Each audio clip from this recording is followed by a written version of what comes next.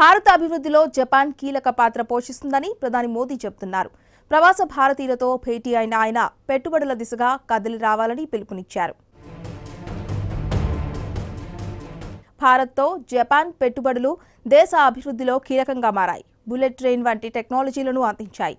ఇదే తరహాలో మరిన్ని పెట్టుబడులు రావాలని మోదీ ఆకాంక్షించారు. భారతదేశ అభివృద్ధి ప్రయాణంలో జపాన్ పెట్టుబడులు ముఖ్యమైన పాత్ర పోషిస్తాయని ప్రధాని మోదీ అన్నారు. భారత్ జపాన్ సహజ సిద్ధ భాగస్వాములని అన్నారు. 2 రోజుల జపాన్ పర్యటనలో భాగంగా మోదీ మొదటి రోజు టోక్యోలో ప్రవాస భారతీయులతో సమావేశమయ్యారు. భారతదేశ అభివృద్ధి ప్రయాణంలో జపాన్ ముఖ్యమైన పాత్ర పోషించింది. 2 దేశాల సంబంధాలు ఆధ్యాత్మికత, సహకారం, మనం అనే భావనతో కూడి ఉన్నాయి. నేటి ప్రపంచమంతా బుద్ధ భగవానుడు చూపిన మార్గాన్ని అనుసరించాల్సిన అవసరం ఉంది.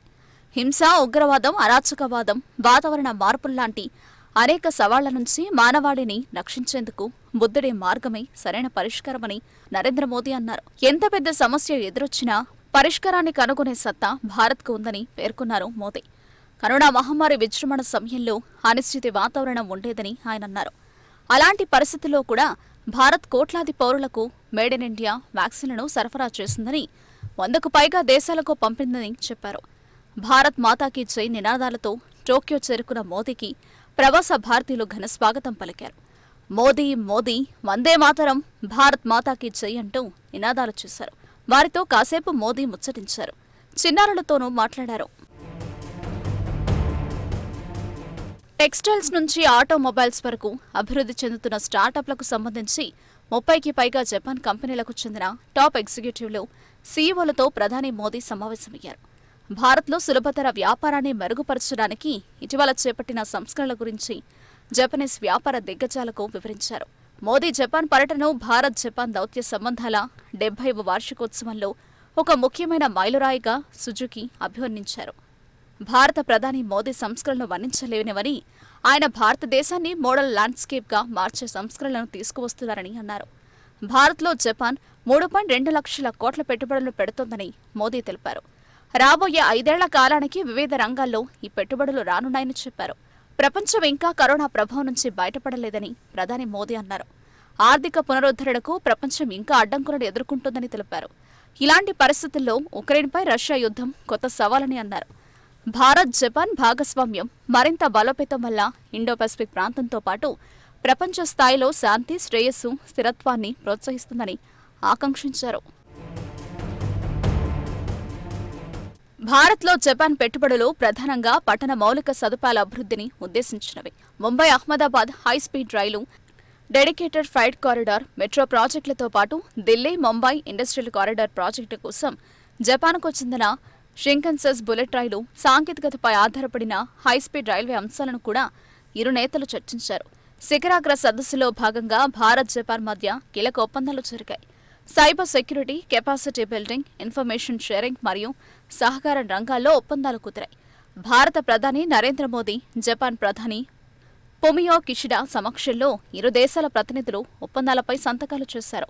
జపాన్ కంపెనీలకు భారత్లో సాధ్యమైన అన్ని విధాల సహాయ సహకారాలను అందిస్తున్నామని ప్రధాని మోదీ తెలిపారు.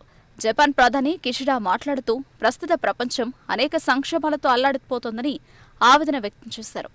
భారత్ జపాన్ వ్యూహాత్మక భాగస్వాములని, ఇరు దేశాల మధ్య ద్వైపాక్షిక సంబంధాలు బలపడి 70 ఏళ్లు పూర్తవుతోందని గుర్తు చేశారు.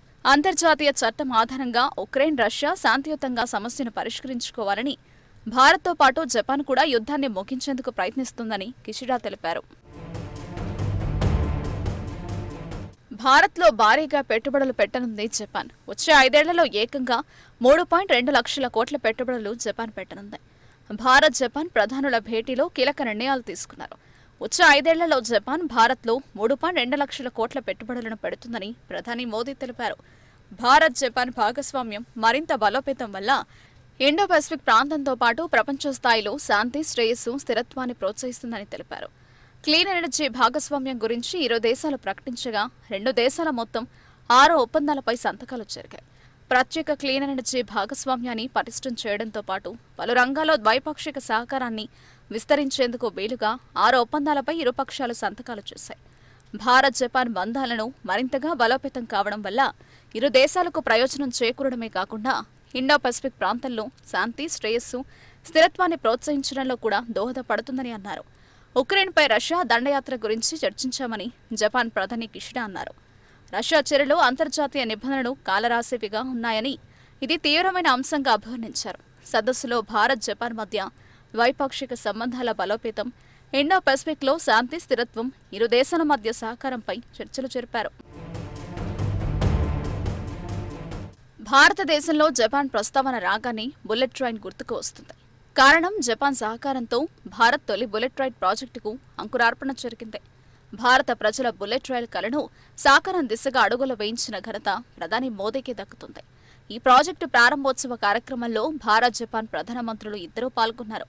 2020 సంవత్సరంలో ఈస్ట్ జపాన్ రైల్వే కంపెనీ భారతదేశంలో పట్టాలెక్కనున్న బుల్లెట్ రైలు మొదటి ఫోటోను కూడా విడుదల చేసింది.